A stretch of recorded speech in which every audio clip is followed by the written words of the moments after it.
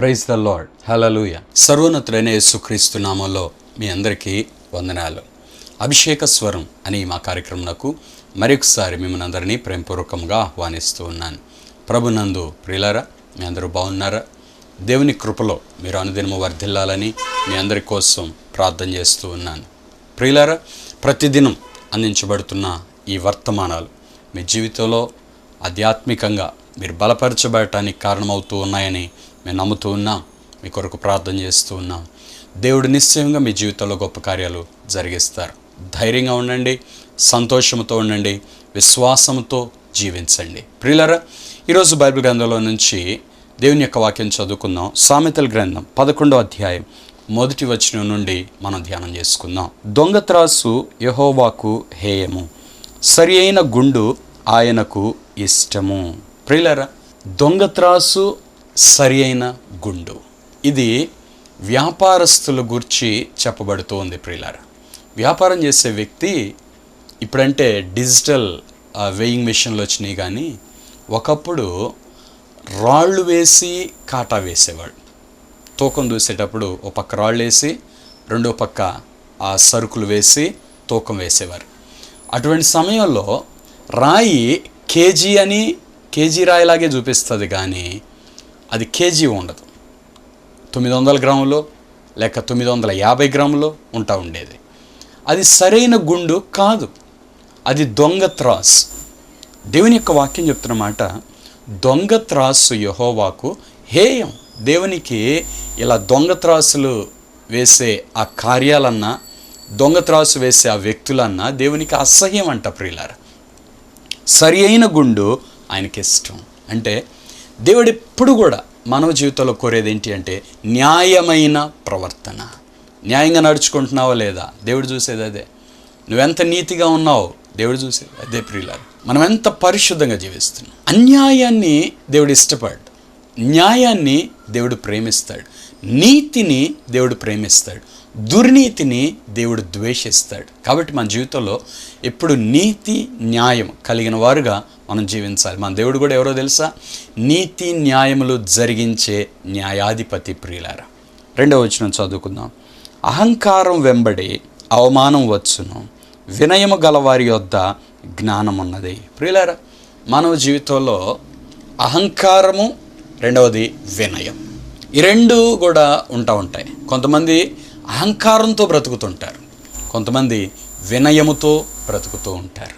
ఈ రెండు జీవితాలు మనం పోలిస్తే అహంకారం సాతానుకు సంబంధించిన లక్షణం, వినయం లేక దీనత్వం దేవునికి సంబంధించిన లక్షణం. మానవ జీవితంలో ప్రియులారా, మనకిద్దరే యజమానులు ఉంటారు. ఉంటే దేవుడి యజమానిగా ఉండాలి, లేకపోతే సాతాను యజమానిగా ఉండే ప్రమాదం ఉంది. ప్రియులారా, అహంకారంగా జీవించే వ్యక్తుల ముగింపు ఏమవుతుందంటే అవమానం వస్తుందట.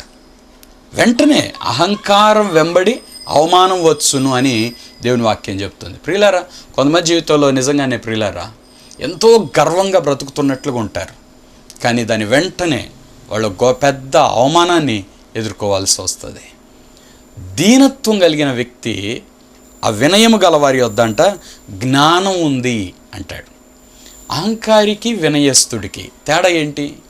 వీళ్ళిద్దరిలో వాళ్ళు ఎలా ఉంటారు, ఇతను ఎలా ఉంటాడంటే, అహంకారి ఎవరిని లక్ష్య పెట్టాడు, వినయము గల వ్యక్తి అందరినీ గౌరవంగా చూస్తాడు.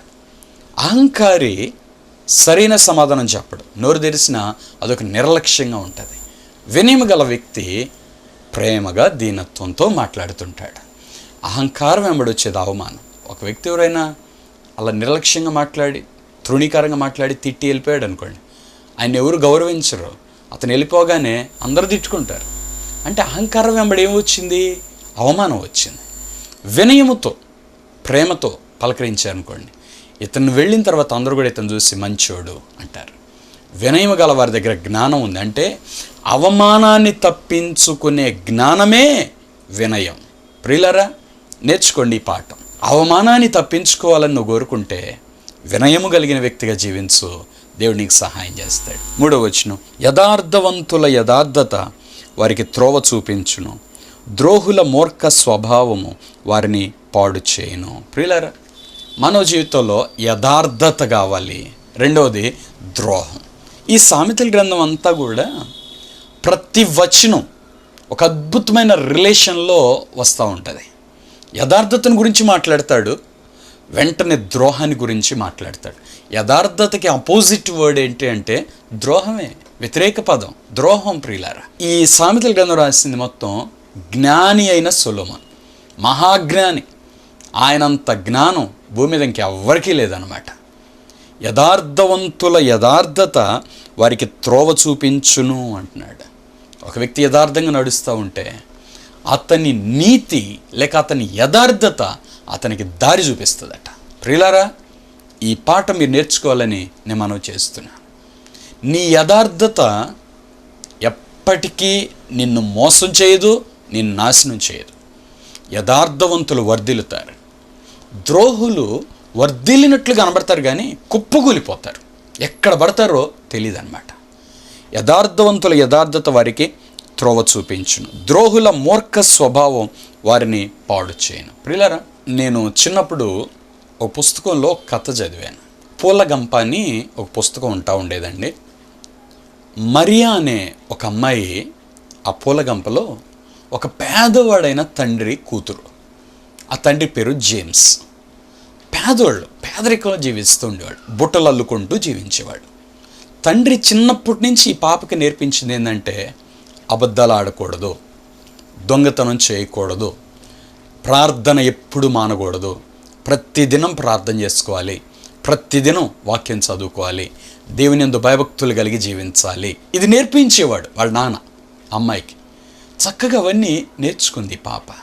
అవన్నీ నేర్చుకుని ఈ పాప దేవుని యందు భయభక్తులతో ఎదుగుతూ వచ్చింది. ఈ పాప దీనత్వాన్ని బట్టి, ఈ పాప యథార్థతను బట్టి అందరూ ఈమెను ప్రేమించేవారు. ఈమె ఎక్కడ పనిచేసేదంటే ఒక ధనవంతుడైన ఒక వ్యక్తి ఇంట్లో పనిచేస్తూ ఉండేది. ఒకరోజు ఆ ఇంట్లో పనిచేస్తున్న పని అమ్మాయి అందరూ ఈ మరియమ్మను ప్రేమించడం చూసి ఆమెను ఎవరు పట్టించుకోవట్లేదు. ఎందుకంటే ఆమెకున్న బుద్ధి ఏంటంటే అబద్ధాలు చెప్తుంది, దొంగతనాలు చేస్తుంది, నమ్మకస్తురాలు కాదు. కాబట్టి ఆమెను ఎవరూ ప్రేమించట్లా. యథార్థంగా జీవించి ఈమెనేమో అందరూ ప్రేమిస్తున్నారు. ఒకరోజు ఆ ఇంట్లో ఉంగరం పోయిద్ది. పోగానే ఈ మార్గరెట్ అనే అమ్మాయి మరియమ్మ అనే ఈ అమ్మాయి మీద ఈ అమ్మాయి దొంగతనం చేసిందని నింద వేసేస్తుంది. ఈ అమ్మాయిని తీయలేదు అని చెప్తుంది, కానీ ఎవరు తీశారో తెలియదు. ఈ అమ్మాయి యథార్థవంతురాలని అందరికీ తెలుసు, కానీ పక్కన అమ్మాయి చెప్తుంది ఈ అమ్మాయి తీయటం నేను చూశాను అని అబద్ధం చెప్పింది ఆ అమ్మాయి. ఇక దాంతో ఈ మరియమ్మ జీవితం ఏమైపోయింది అంటే నిందల గుండా వెళ్ళిపోయింది. ఆ సంగతి తెలిసి ఈ మరియమ్మను అరెస్ట్ చేశారు, జైల్లో పెట్టారు. వాళ్ళ నాన్న జేమ్స్ అది చూసి చాలా బాధపడ్డాడు, దిగులు పడుతూ ఉన్నాడు. అట్లాగే తను కూడా చనిపోతాడు. లాస్ట్కి తండ్రి లేని వ్యక్తి అయిపోద్ది. దిగుల్లో ఇక ఈ కుటుంబం కన్నీటి గుండా వెళ్తూ వస్తుంది. తండ్రి చనిపోయి దిక్కులేని వ్యక్తిగా ఈ అమ్మాయి అయిపోతూ ఉంటుంది. అయితే ఈ అమ్మాయి యథార్థత ఎలా బయటపడిందంటే ఒకరోజు మరలా దేవుడు దాన్ని బయలుపరుస్తాడు. ఆ ఉంగరం ఒక చోట వాళ్ళకి దొరుకుతుంది. అప్పుడు వాళ్ళు అయ్యో అనవసరంగా ఆ పాప మీద నింద వేశామే అని బాధపడతారు. దాని ఫలితం ఈ అమ్మాయి జైలుకి వెళ్ళింది. తండ్రి చనిపోయాడు, రోగగ్రస్తుడై దిగులు పడి అయ్యో నా బిడ్డని ఇంత చక్కగా పెంచానే, ఎందుకు నా బిడ్డ దొంగ అయింది అని ఆ తండ్రి దిగులు పడి చనిపోయాడు. ఇవన్నీ చూసి ఆ ఉంగరం దొరికిన వ్యక్తులు పాపం నిజంగా తను ఎంతో చెప్పినా మనం వినలేదు, తన నమ్మకస్తురాలు యథార్థవంతురాలని తెలుసు, అయినా మనం అబద్ధాన్నే నమ్మాం అని వాళ్ళు పశ్చాత్తాపడతారు. ఇదంతా చూసిన తర్వాత ఈ మేరీకి ఎవరైతే తీర్పు తీర్చారో జడ్జి, ఆ జడ్జి కూడా పశ్చాత్తాపడతాడు. అయ్యో అంత యథార్థవంతురాలు నేను శిక్షించానని. ఆ వ్యక్తి తర్వాత ఈమెను తన కోడలుగా చేసుకుంటాడు.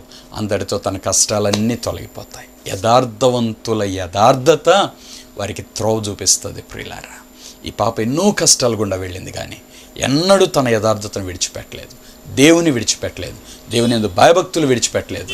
దాని ఫలితం ఆమె జీవితాన్ని అద్భుత రీతిలో దేవుడు ఆశీర్వదించాడు. ఈ కార్యక్రమం చూస్తున్న ప్రియ సహోదరుడా సహోదరి, నీ జీవితంలో కూడా ఒకవేళ తప్పుడు దారిలో వెళుతూ ఆశీర్వదించబడాలని కోరుకుంటే ఆ ప్రయత్నం మానేసే దేవుని దారిలోకి రా. యథార్థవంతుల యథార్థత వారికి త్రోవ చూపిస్తుంది. బైబిల్ గ్రంథంలో మీరు గమనించండి, ఏ భక్తుడైన యథార్థంగా జీవించాడే కానీ మోసపు దారిలో జీవించలా. వాళ్ళ సొంత యుక్తి కుయుక్తి వాళ్ళ. అక్కడక్కడ కొంతమంది ఆత్మీయుల్ని గమనిస్తూ ఉన్నప్పుడు మంచిగా మాట్లాడుతున్నట్టే ఉంటారు యథార్థంగా, కానీ కుయుక్తిని ప్రదర్శిస్తూ ఉంటారు. ఈ కుయుక్తి దేవునికి సరి అయినదిగా నచ్చదు ప్రియులారా. యథార్థవంతుల యథార్థత వారికి త్రోవ చూపును, ద్రోహుల మూర్ఖ స్వభావం వారిని పాడు చేయును అని చెప్పబడుతుంది. ప్రియులారా, ద్రోహులకు ఉండేది ఏంటంటే మూర్ఖ స్వభావం, యథార్థవంతులకు ఉండేది ఏంటంటే యథార్థత. యథార్థత ఏమో దారి చూపిస్తుంది, ఈ ద్రోహి యొక్క మూర్ఖ స్వభావం వారిని పాడు చేస్తుంది. అంటే ఒక వ్యక్తి మరొక వ్యక్తికి ద్రోహం చేస్తే ఈ వ్యక్తికి ఏ స్వభావం వస్తుందంటే మూర్ఖ స్వభావం వస్తుంది. అంటే ఇంకెదుటోడు ఏం చెప్పినా వినడు, పట్టించుకోడు. నేను చెప్పిందే రైట్, అంతా నాకు తెలుసు, నీకేం తెలుసు, ఈ మొండి ఆ తనం వచ్చేస్తుంది ప్రియులారా. దాని ఫలితం లాస్ట్కి వాళ్ళు ఏమైపోతారంటే ఒక నాశనమైన దారిలోనే వెళ్ళిపోతారు. కళ్ళు మూయబడిపోతాయి, గుడ్డోళ్ళు అయిపోతారు. ఇంక వెళ్ళిపోతే వాళ్ళ జీవితం అలాగే అంతమైపోతుంది ప్రియులారా. ద్రోహుల మూర్ఖ స్వభావం వారిని పాడు చేయును. 4వ వచనం, ఉగ్రత దినమందు ఆస్తి అక్కరకు రాదు, నీతి మరణము నుండి రక్షించును. ప్రియులారా, ఒక వ్యక్తి జీవితంలో మరణము, రెండవది రక్షణ, ఈ రెండు ఉంటాయి ప్రియులారా. నీతి మరణం నుండి రక్షిస్తుంది. మానవ జీవితంలో కూడా మనం గమనిస్తే పరలోకం ఉంది, నరకం ఉంది. పరలోకమేమో నిత్య జీవం, నరకమేమో నిత్య మరణం. ఉగ్రత దినమందు అంటే దేవుని ఉగ్రత దినమందు ఎవ్వరి ఆస్తి కూడా వారికి ఉపయోగపడదు. దొంగోడు దొంగతనం చేసి దొరికాడు అనుకోండి, అతడు శిక్షించబడే ఆ దినమున అతని ఆస్తి ఏమన్నా అతనికి అక్కడికి వస్తుందా? రాదు. ఒక వ్యక్తి పాపం చేసి దొరికాడు, లేక హత్య చేసి దొరికాడు, ఏదైనా శిక్షించబడిన స్థితిలో ఉన్నాడు, ఆ దినమున అతని ఆస్తి అతనికి అక్కడికి రాదు. బైబిల్లో మనం గమనిస్తే ధనవంతుడు ఉన్నాడు, చాలా ధనవంతుడు భూలోకం. ప్రతిదినం ఊదారంగు బట్టలు ధరించుకుంటూ ప్రతిదినం బహుగా సుఖపడేవాడట. చనిపోయాడు, పాతాళంలోనికి వెళ్ళిపోయాడు. ఇప్పుడు అక్కడ అతని ఆస్తి అతనికి అక్కడికి రాలేదు. ధనం అన్ని వేళలా పనికిరాదు ప్రియులారా.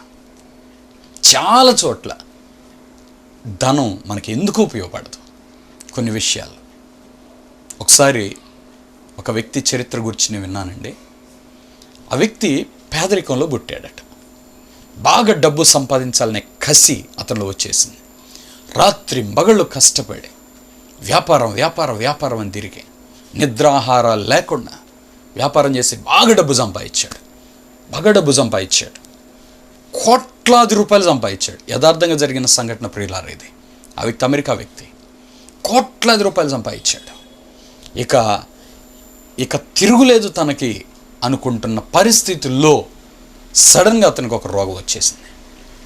అతను ఎందుకు ఇంత ధనం సంపాదించాడంటే లోకంలో ఒక పేరు ప్రఖ్యాతులు కలిగిన జీవితం నేను జీవించాలి, ప్రపంచం అంతా నన్ను చూడాలి, నన్ను పొగడాలి, అది అతని ఆశ. అలాగూ డబ్బు సంపాదించుకుంటే డబ్బు వచ్చింది, తను అనుకున్న టార్గెట్కి రీచ్ అయ్యాడు. ఆ ధనం వచ్చింది, ధనంతో పాటు ఒక జబ్బు వచ్చింది, మరణకరమైన వ్యాధి వచ్చింది. డాక్టర్స్ దగ్గరికి వెళ్ళి టెస్ట్ చేపిస్తే డాక్టర్స్ వచ్చి చూసి, అయ్యా మేము నిన్ను ఇక బ్రతికించలేము, నువ్వు గట్టిగా ఒక 4 రోజుల కంటే ఇక బ్రతకలేవు, నీకు భయంకరమైన రోగం వచ్చేసింది అని చెప్పారు. ఆ వ్యక్తి అంటాడు, ఎన్ని కోట్లు కావాలో తీసుకోండి, ఎన్ని లక్షలైనా ఎన్ని కోట్లైనా నేను ఖర్చు పెడతాను, మీకు ఇస్తాను, నేను సంపాదించాను, చాలా డబ్బు సంపాదించాను, మీకు ఎంత కావాలని అంత ఇస్తాను, నన్ను మాత్రం చావనివ్వద్దు, నన్ను బ్రతికించండి అని ఏడ్చాడంటండి. అయితే డాక్టర్లు చెప్పిన మాట ఏంటంటే, అయ్యా డబ్బుతో కొన్నిటి వరకే మనం కొనగలం, అన్నిటినీ మనం కొనలేం. కాబట్టి నువ్వు చేయాల్సిన పని ఏంటంటే ప్రార్థన చేసుకో. దేవుడు బతికిస్తే బతకటం, లేదంటే ఇంకా లేదు. చూడండి, ఆ వ్యక్తి ప్రార్థన అంటే చేయలేదు, కానీ డబ్బు మీదే ఆధారపడ్డాడు. మరణం నుండి డబ్బు రక్షించలేదండి, రోగము నుండి డబ్బు రక్షించలేదండి, నాశనము నుండి డబ్బు రక్షించలేదు, నరకం నుండి డబ్బు రక్షించలేదు. కాబట్టి ప్రియులారా, జ్ఞాపకం చేసుకోండి, దేవుని మీద ఆధారపడటం నేర్చుకోండి, దేవుని యందు భయభక్తులు కలిగి జీవించడం నేర్చుకోండి. డబ్బులోనే ఘనత ఉందని, డబ్బులోనే సుఖం ఉందని, డబ్బు అంటే ఆశీర్వాదం అని ఇలాంటి పిచ్చి పిచ్చి భ్రమల్లో బతకద్దు. రండి, యథార్థతలోనికి రండి, కళ్ళు తెరవబడిన వారై రండి, మనోనేత్రములు వెలిగించబడిన వారై రండి.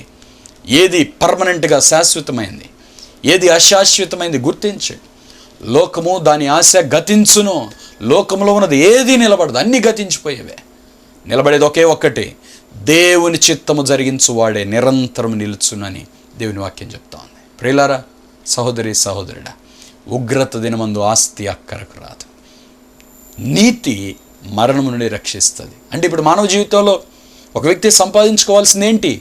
ఆస్తి కాదు, నీతి సంపాదించుకోవాలి. నేర్చుకోండి ప్రియులారా. ఈ కార్యక్రమం చూస్తున్న ప్రతి వ్యక్తితోటి దేవుడిస్తున్న ఒక హెచ్చరికగా తీసుకోండి. ఇది నువ్వు సంపాదించుకోవాల్సిన ఆస్తి కాదు, నీతిని సంపాదించుకో.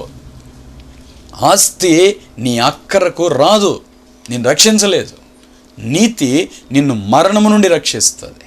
చాలాసార్లు ప్రియులారా, దేవుని పిల్లలు ఎంతోమంది కన్నీరు విడుస్తూ కష్టముల్లో, నిందలు, అవమానాలు ప్రభువును గట్టిగా పట్టుకొని జీవించిన వారు ఉన్నారు. దేవుడు వారిని ఉన్నతంగా దీవించాడు. ఈ లోకంలో వాళ్ళు పైగా కనపడపోవచ్చు, కానీ వారికి ఏది తక్కువ కాదు ఇక్కడ. అదే సమయంలో వీరు పరలోకంలో అత్యంత గనులుగా ఉంటారు. ఎందుకంటే వీరు క్రీస్తు కొరకు శ్రమ పడిన వారు. మత్తయి సువార్తలో కొండ మీద యేసు ప్రభు చేసిన మొట్టమొదటి ప్రసంగంలో నవధన్యతలు బోధించిన తర్వాత ప్రభు చెప్పిన మాట ఏంటో తెలుసా? నా నిమిత్తము జనులు మిమ్మును నిందించి, హింసించి, మీ మీద అబద్ధముగా చెడ్డ మాటలు ఎలా పలుకున్నప్పుడు మీరు ధన్యులో సంతోషించి ఆనందించండి, మీ ఫలం పరలోకమందు అధికమగును. మోషే రాజకుమారుడు అనిపించుకోవటానికి ఇష్టపడలేదు. ఐగుప్తు దేశం అంటే ఆ రోజుల్లో పెద్ద దేశం, చాలా ధనం ఉంది. ఆ ధనమంతా ఈయనదే, ఎందుకంటే నెక్స్ట్ కాబోయే రాజు మోషే. కానీ మోషే అవన్నీ చూడలేదు. క్రీస్తు విషయమైన నింద గొప్ప భాగ్యం అని ఎంచుకున్నాడట. ఎందుకు? ప్రతిఫలముగా కలగబో బహుమానం మీద దృష్టి పెట్టాడు. నీతి అంటే అదే ప్రియులారా. నీతి ఈ లోకంలో కనిపించేది కాదు, పరలోకంలో కనిపించేది. కానీ సంపాదించుకోవాల్సింది మాత్రం ఈ లోకంలోనే. ఆస్తి ఈ లోకంలో కనిపించేది, పరలోకంలో కనిపించేది కాదు. ఆస్తి కోసం ప్రయాసపడతావా, నీతి కోసం ప్రయాసపడతావా అనేది నీ చేతిలోనే ఉంది. 5వ వచనం, యథార్థవంతుల నీతి వారి మార్గమును సరళము చేయను, భక్తిహీనుడు తన భక్తిహీనత చేతనే పడిపోవును. ప్రియులారా, యథార్థవంతుడు నీతి అంట వారి మార్గాన్ని సరళం చేస్తుందట. మీ నీతి మీకు దారి తెరుస్తుందండి. మీ నీతి మీకు దారి తెరుస్తుంది అంతే. చాలాసార్లు మనుషులు ఏమనుకుంటారంటే, అన్యాయం చేసేవాడే వర్ధిల్లుతాడు కాబట్టి మనం కూడా అలా అన్యాయం చేద్దాం, వడ్డీ వ్యాపారాలు చేద్దాం, త్వరగా డబ్బు సంపాదించుకుందాం. లేదు లేదు లేదు, నీతి కలిగిన జీవితం జీవించండి. దేవుడు మీ జీవితాన్ని కడతాడు, దేవుడు మీ జీవితాన్ని ఆశీర్వదిస్తాడు. బైబిల్ ఏం చెప్తుంది? యథార్థవంతుల నీతి వారి మార్గమును సరళం చేస్తుంది. నీ దారి దేవుడు తెరచిన తలుపుగా ఉన్న దారిగా ఉండాలా, సాతాను వేసిన ముళ్ళ కంపలు ఉన్న దారిగా ఉండాలా? ఒకవేళ నీ ఇష్టం వచ్చిన దారిలో నువ్వు వెళ్ళినా, సాతాను దారిలో నువ్వు వెళ్ళినా, నీ దారి ఎలాంటి దారి అంటే ముళ్ళ కంపల దారి. ముళ్ళ కంపల దారి త్వరగా వెళ్ళినట్టే ఉంటుంది, కానీ ఆ తర్వాత నువ్వు ఒక్కడుగు కూడా ముందుకు వేయలేవు. యథార్థవంతుల దారి ఎలా ఉంటుందంటే ముందు కష్టంగా ఉంటుంది, పోను పోను విశాలంగా ఉంటుంది. నిజంగా ప్రియులారా, దేవుని మీద ఆధారపడిన వ్యక్తులు చూడండి, ప్రారంభంలో కష్టపడతారు, కానీ రాను రాను వారు అత్యధికంగా ఆశీర్వదించబడతారు. వారి ఆశీర్వాదాన్ని ఎవ్వరు ఆపలేరు, ఎందుకంటే వారిని ఆశీర్వదిస్తుంది దేవుడు. యెహోవా ఆశీర్వాదం ఐశ్వర్యం ఇస్తుంది, నరుని కష్టం చేత ఆశీర్వాదం ఎక్కువ కాదు. దేవుడు దీవిస్తాడు ప్రియులారా మనల్ని. అలా దేవుని చేత మనం దీవించబడేవారుగా మనం ఉండాలి ప్రియులారా. యథార్థవంతుల యథార్థత వారికి త్రోవ చూపును, వారి నీతి వారి మార్గమును సరళము చేయను. భక్తిహీనుడు తన భక్తిహీనత చేతనే పడిపోవును. ఎట్ట పడిపోతాడు ఈ వ్యక్తి? తన భక్తిహీనతే తన పడేస్తాడట. ప్రార్థన చేయండి అంటే కొంతమంది ప్రార్థన చేయట్లా, వాక్యం చదవండి అంటే వాక్యం చదవట్లా. నీ భక్తిహీనతే నిన్ను నాశనం చేస్తుంది. భక్తి కలిగిన వ్యక్తిగా ఉండు, భక్తిహీనుడిగా ఉండబాక, మనుషులు ఎదుట నటించబాక, దేవుని ఎదుట యథార్థంగా జీవించడం నేర్చుకోండి. అబద్ధాలు, మోసాలు విడిచిపెట్టండి. ప్రభు కోసం నమ్మకస్తులుగా బ్రతకండి. ప్రభు మీకు ఏది తక్కువ చేయడు, ప్రభు మీకు సహాయం చేస్తాడు. భక్తిహీనుడు తన భక్తిహీనత చేత పడిపోతాడంతే. ఎంతోమంది ఆత్మీయులైన వాళ్ళు పడిపోవడానికి గల కారణం భక్తిహీనత రాగానే గర్వం వస్తుంది. గర్వం రాగానే పడిపోద్ది. ఇంకంతే. నాశనానికి ముందు గర్వం నడుస్తుంది, పడిపోవడానికి ముందు అహంకారమైన మనస్సు నడుస్తూ ఉంటుంది. ప్రియులారా, 6వ వచనం, యథార్థవంతుల నీతి వారిని విమోచించును, విశ్వాసఘాతకులు తమ దురాశ వలననే పట్టబడుదురు. ప్రియులారా, యథార్థవంతుల నీతి వారిని విమోచిస్తుందట. ఎంతోమంది ఆత్మీయులైన వాళ్ళు పడిపోవడానికి గల కారణం భక్తిహీనత రాగానే గర్వం వస్తుంది, గర్వం రాగానే పడిపోద్ది. ఇంకంతే. నాశనానికి ముందు గర్వం నడుస్తుంది, పడిపోవడానికి ముందు అహంకారమైన మనస్సు నడుస్తూ ఉంటుంది. ప్రియులారా, 6వ వచనం, యథార్థవంతుల నీతి వారిని విమోచించును, విశ్వాసఘాతకులు తమ దురాశ వలననే పట్టబడుదురు. ప్రియులారా, యథార్థవంతుల నీతి వారిని విమోచిస్తుందట. దేవుడు మిమ్మల్ని విమోచించాలని కోరుకుంటున్నాడు. తెలుసా? యేసు రక్తములో కడగబడటమే విమోచన, పాపక్షమాపణ పొందటమే విమోచన. నీ నీతి అంటే నీ పరిశుద్ధ జీవితం నీకు విమోచన కలుగజేస్తుంది. యథార్థవంతుల నీతి వారిని విమోచించును. యేసు ప్రభు రాకడలో ఆయన మధ్యాకాశంలో ప్రత్యక్షమవగానే భూలోకల మనుషులుగా జీవిస్తున్న మనం మహిమ శరీరం ధరించుకొని కను రెప్పపాట్ల మార్పు నుండి మనం మేఘముల మీద కొనిపోబడతాం పరలోకానికి. అప్పుడు కొనిపోబడేటప్పుడు దేవుడు చూసేది ఏంటో తెలుసా? మనలో నీతి ఉందా? దేవుడు చూసేది అదే. ఎత్తబడే నీతి ఉందా దేవుని రాకడలో? దాన్ని సంపాదించుకోండి సంగమా. ప్రభు త్వరలో రాబోతున్నాడు. ఆ నీతిని సంపాదించుకొని ఎత్తబడుటకై త్వరగా సిద్ధపడవలసిన వారమై ఉన్నాం. ప్రియులారా, విశ్వాసఘాతకులు తమ దురాశ వలననే పట్టబడుదురు. ఒక వ్యక్తి విశ్వాసఘాతకుడిగా ఉన్నాడు అంటే ఆ వ్యక్తి దురాశలో పడ్డాడు అని అర్థం. నమ్మకస్తుడే కానీ ఇప్పుడు మోసం చేస్తున్నాడు అంటే ఏదో దురాశ ఇతను పట్టేసింది. ఏదో దురాశ, త్వరగా డబ్బు సంపాదించుకోవాలనో, లేక ఏదైనా వస్తువుని దొంగిలించాలనో, ఏదైనా ఆక్రమించుకోవాలనో ఏ దురాశ పట్టుకుందో తెలీదు.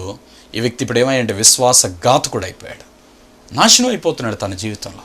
విశ్వాసఘాతకులు తమ దురాశ వలననే పట్టబడదు. ఈడొక అద్భుతమైన సీక్రెట్ ఏంటంటే, ఏ ఆశ కోసం అయితే వీళ్ళు పరిగెత్తుతారో అదే ఆశ వీళ్ళని చంపేస్తుంది, అదే ఆశ వీళ్ళని నాశనం చేస్తుంది. వ్యభిచారంలో జీవించే వాళ్ళు అంతే. అదే ఆశలో పరిగెత్తి అక్కడే చచ్చిపోయిన వాళ్ళు ఎంతమంది లేరు? ఎంతమంది స్త్రీలు లేరు? ఎంతమంది పురుషులు లేరు? అలాగే ప్రియులారా, వ్యసనాల వెంబడి పరిగెత్తిన వాళ్ళు కూడా అదే వ్యసనంలో చచ్చిపోయిన వాళ్ళు ఎంతమంది లేరు? నీ దురాశ నిన్ను నాశనం చేస్తుంది. విశ్వాసఘాతకులంట తమ దురాశ వలన పట్టబడతారు. దేవుని పిల్లలకేమో దేవుని ఆశలు ఉంటే, సాతాను పిల్లలకేమో దురాశలు ఉంటాయి. దురాశ అంటే చెడ్డ ఆశ. ఇక వీళ్ళ ఆశలకి అంతం అంటూ ఉండదు. దేవుని పిల్లల ఆశలకి తృప్తి ఉంటుంది.